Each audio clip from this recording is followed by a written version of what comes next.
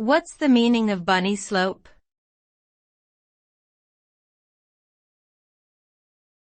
Bunny slope.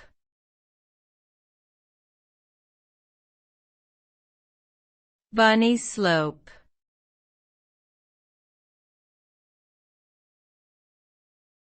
Bunny slope.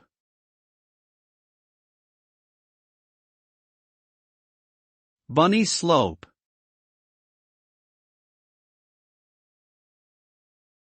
The term bunny slope refers to a gentle, beginner-level ski slope that is typically used by novice skiers as a starting point to learn the basics of skiing. The slope is usually very gradual with a low incline, giving beginners the opportunity to safely and comfortably practice stopping, turning, and other fundamental techniques before progressing to more challenging terrain. The term bunny slope originates from the idea that young rabbits would play on a slope that was gentle enough for them to hop around on without getting hurt. In summary, a bunny slope is a beginner-level ski slope designed for learning basic ski techniques while minimizing the risk of injury.